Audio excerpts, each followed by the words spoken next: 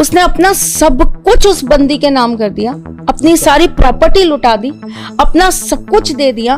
उस लड़की ने उसके ऊपर दुनिया भर के केसेस लगा के उसको जेल में डाल दिया। उसके बावजूद भी उस व्यक्ति की डिमांड क्या थी आपको पता है?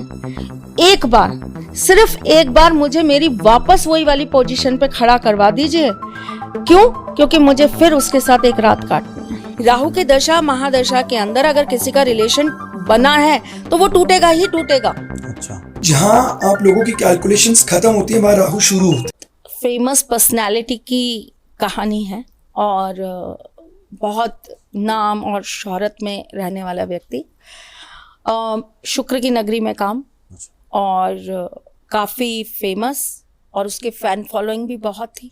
तो नेचुरली क्या होता है कि जब आपकी बहुत फ़ैन फॉलोइंग होती है ना, तो आपको एक उनके साथ फोटोग्राफ्स और ये सब बहुत कॉमन है। बिल्कुल, हमें ही रोक लेते हैं लोग, तो फिर उनकी बात तो बहुत अलग है कि मैम एक फ़ोटो खींच लें। और इन जनरल मेरे ख्याल से कोई भी अच्छा इंसान होगा वो मना नहीं करेगा, वो कहेगा अच्छा चीज़ है, कोई बात नहीं। बहुत अच्छा सब कुछ चल रहा था, पीक पर सारी चीजें थी। धीरे धीरे धीरे धीरे करके चीजें डाउन होने लगी। अच्छा। ऐसा आ गया कि उस व्यक्ति को कोई पूछ ही नहीं रहा। ओके। कोई मतलब काम देने को तैयार नहीं, जबकि लोग आपको बहुत पसंद कर रहे हैं। ओके। लोग आपसे बहुत प्यार कर रहे हैं, लोगों को आपको सुनना बहुत पसंद है, सब कुछ है। अच्छा ठीक है, आपको काम नहीं मिल रहा, वो बात समझ में आ रही है। लेकिन आज की डेट के अंदर आप अगर कोई पोस्ट डाल रहे हो और वो पोस्ट भी आपकी उस तरीके से व्यूज नहीं दे पा रही है, तो इसका मतलब कुछ तो गड़बड़ है। बिल्कुल। अब ऐसे में क्या होता है, जब आप नॉर्मल लोगों के पास जाओगे तो वो क्या कहेंगे, भैया आपके ऊपर किसी ने तंत्र मंत्र करा दिया, आपको किसी ने बांध दिया, आपकी एनर्जी ऐसे खराब हो गई। सब जगह भटकने के बाद उनको किसी ने मेरा रेफर करा, तो उन्होंने मेरे से बात करी, पूरी कुंडली देखी, कुंडली में कोई प्रॉब्लम नहीं, कहीं कोई दिक्कत नहीं। अर्जी लगी ठाकुर जी के पास, ठाकुर जी ने मुझे बस एक ही चीज पिन करी कि इनका राहु देखो। अच्छा। राहु देखा तो समझ में आया कि ये व्यक्ति जितना ज्यादा अपनी पिक्चर्स लोगों के साथ क्लिक कराएगा, अच्छा, उतना ही इसका भाग्य सोता चला जाएगा। पिक्चर्स क्या होती हैं, कैद हो जाता है ना वो मोमेंट आपका, वो वक्त जो है वो आपका एक कैद हो गया। इट्स अ मेमोरी, तो आप सिर्फ मेमोरीज ही बन के रह जाओगे। ओह, ये भी अलग वो है। बहुत कुछ है ज्योतिष में, बहुत कुछ। मतलब लोग कहते हैं आप जब ज्योतिषी बात करते हैं, नहीं, ये देखिए थ्योरी तो पहले ही लिखी जा चुकी है। जब उनको प्रैक्टिकली किसी के जीवन के साथ जोड़ा जाता है तब पता चलता है कि वो कितनी असरदार हैं। जी बिल्कुल, सच में ये कितना काम करती हैं। उस चीज की जब उस बच्चे की रेमेडी कराई गई, उस चीज को जब कटवाया गया, सोच नहीं सकते आप कितना शानदार रिजल्ट हाथ में था। अच्छा, तो फिर वो वापस वहीं उसी मुकाम पे पहुंच गए। इस तरह की जो चीजें होती है ना, ये विश्वास दिलाती हैं कि सच में हर एक चीज में बहुत ताकत है। बस फर्क कितना है, क्वेश्चन मार्क कहाँ है कि ये हर किसी के ऊपर एप्लीकेबल नहीं है। जी, वो केस टू केस हमें देखना पड़ता है कि किसकी कुंडली में कौन सी चीज कहाँ पे है। लोगों को मैंने ऐसे लोग देखे हैं जो पूरी सर्दी पंखा और कूलर चलाए बगैर सो नहीं सकते, और लाइव एग्जांपल देखा, आंखों के सामने देखा है। तो मैं ये भी नहीं कह सकती ये मिथ्या है, ये फैक्ट है, ये रियल लोगों के साथ होने वाली चीजें हैं। तो देखिए कहीं ना कहीं कुछ चीजें ऐसी होती हैं जो आपके ग्रह पर्टिकुलरली सिर्फ आपको दे रहे हैं, सिर्फ आपके लिए ही बने हैं वो इंसान। और हर चार्ट में कुछ नया होता है। एस्ट्रोलॉजी क्यों सीखनी चाहिए? ताकि आपको जितनी भी जनसंख्या है, आपको एक का भी चार्ट सेम नहीं मिल सकता। राहु के बारे में सब उसमें बताया गया है कि भाई ये आपको डाउन ही करता है मोस्टली। तो क्या राहु वाकई में इतना बुरा ग्रह है या इसके कुछ अच्छे इफेक्ट्स भी होते हैं? नहीं, अच्छे इफेक्ट्स वाली बात है जी कि जहां आप लोगों की कैलकुलेशंस खत्म होती है वहां राहु शुरू होते हैं। अच्छा। कुंडली में समझने के लिए एक एस्ट्रोलॉजर, जो भी, जैसे उन्होंने बोला कि कई लोग बोलते हैं 3 महीने में बना दोगे क्या, 6 महीने में बना दोगे क्या, आपको राहु केतु एक्चुअल में इतनी इजीली समझ में नहीं आएंगे जब तक आप कम से कम 500-700 चार्ट्स पे रिसर्च नहीं कर लेते। अच्छा। मैंने आपको हर घर के इफेक्ट्स बता रहा हूँ, इसके साथ इतनी चीजें जुड़ी हैं। चलिए उसको भी कोर्स में सिखा दिया, उसको भी मर्ज कर लिया, फिर भी उसका इफेक्ट अलग अलग मिलेगा। बिल्कुल यही तो राहु है। इतनी इजीली समझ में आ गए तो राहु कहाँ से हुए? जी। तो इसके मतलब अगर पूछूं आपसे तो इसके क्या पॉजिटिव इफेक्ट्स क्या हो सकते हैं राहु के? राहु आपको बहुत जल्दी राइज करवाते हैं। अच्छा राहु शौहरत आपको दिला देते हैं material रातों रात। gains दिलवाते हैं। अच्छा जैसे उन्होंने बोला शौहरत दिलवाते हैं, अच्छा। राइज करते हैं, मटेरियल गेन्स दिलवाते हैं। और ये जिस ग्रह के साथ बैठ जाए उसकी क्वालिटीज को मल्टीप्लाई भी करते हैं। अच्छा। अब शुभ ग्रह के साथ बैठ गए तो उसकी कुंडली के अंदर बहुत अच्छे कॉम्बिनेशन भी फॉर्म करेंगे। आपको एक छोटा सा टेक्निकल टर्म बता देता हूं।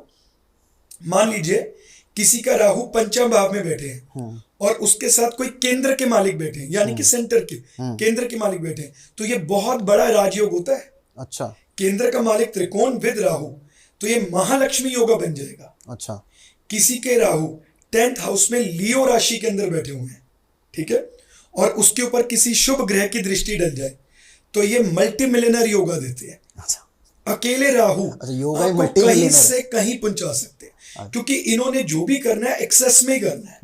किक क्या ना? नुकसान भी फायदा भी। किक क्या ना, बिल्कुल। राहु किक क्या है? और ग्रहों के साथ आप जो काम करेंगे वो आप करेंगे कैसा, कछुए की गति का। राहु एकदम से जंप दे देंगे आपको। अच्छा तो रातों रात बंदा सड़क पे था, रातों रात पता लगा जी स्टार बन गया। देख लीजिए, रात तक किसी को नहीं पता था कि ये कौन से घर में कहां किस तरह रह रहा है, लेकिन अगले दिन घर घर के अंदर उनको देखा जा रहा है। क्या है? राहु। ये राहु है, सडननेस, सडनली आपको तो गेंद एकदम से उछाल राहु देगा बहुत आपको। अच्छा होगा तो ऐसा व्यक्ति बहुत सारी कंट्रोवर्सीज में फंसेगा तो सही, लेकिन उसे पकड़ कोई नहीं पाएगा। निकल भी जाएगा। Spy, magicians, Rahu Rahu. आप अच्छे मैजिशियन नहीं बन सकते। Excessive fame is not possible without Rahu.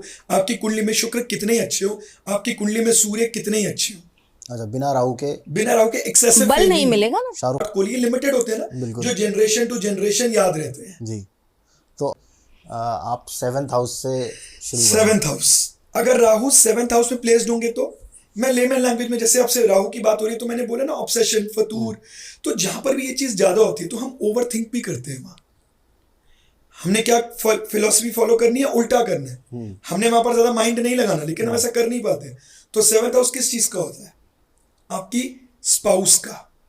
तो इसमें क्या होता है, आप एक तो चाहेंगे कि हमारी पब्लिक इमेज बहुत अच्छी हो, पब्लिकली लोग हमें बड़े एग्जाम्पल से देखें, हमें एज अ कपल। इंडिविजुअली भी आप बड़े ओवर ऑब्सेस्ड होते हो कि related to your public image, कि बस दुनिया दीन दुनिया किसने काम आना है। बट मासेस में मैं एक अच्छे से देखा जाऊं, केतु बन जाओ ना, जिसको जो सोचना है सोचना, जो अपने घर में क्यों लड़ाई करते हो।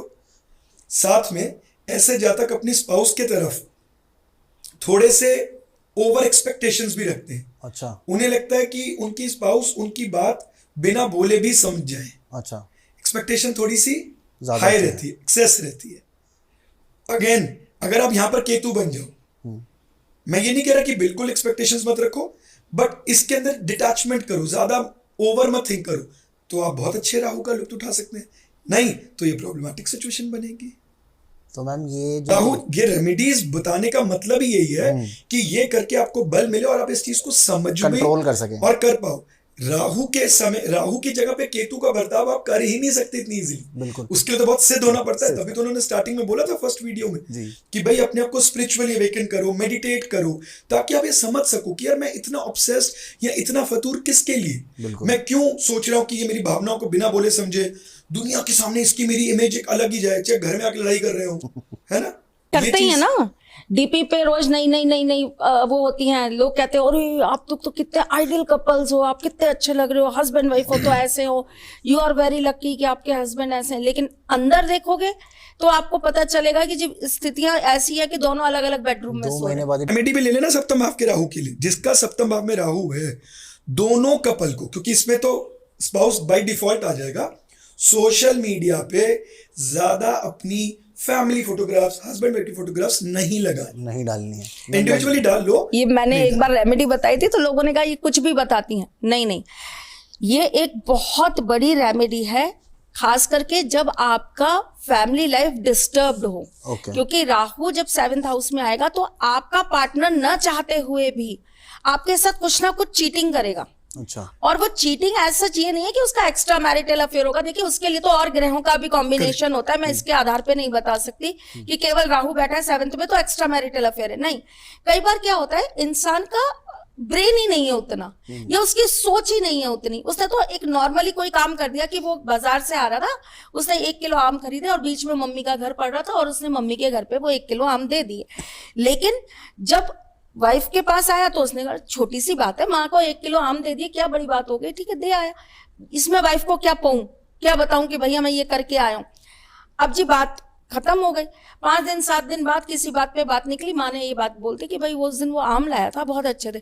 इसी बात पे हस्बैंड वाइफ के बीच में इतना भयंकर घमासान युद्ध हो गया। बताया क्यों नहीं? तुमने मुझे बताया क्यों नहीं कि तुम अपनी माँ, अब तो ऐसे तो तुम पता नहीं अपनी माँ को क्या क्या दे के आते होंगे, पता नहीं तुमने क्या क्या उनको भर दिया होगा। तो ये ना बात कोई बहुत बड़ी नहीं थी, लेकिन एक जरा सी बात का बतंगड़ बन जाना, ये 7th हाउस का राहु आपको कराएगा ही कराएगा हस्बैंड वाइफ के बीच में। तो ऐसी कंडीशन में इंसान को कैसा हो जाना चाहिए, कर लो भाई जो करना है, अच्छा, तुम्हें जो करना है वो करो, मेरे लिए तुम्हारी जो ड्यूटीज है वो पूरी होनी चाहिए, बात खत्म। क्या बात बोल रही है? लिबरल अप्रोच छोड़ दो ना, एक्सेस ओवर सिक्योरिटी क्यों? दे दिए किलो आम तो दे दिए होंगे, छोड़ दो ना यार। पर ये पर सरदार है क्या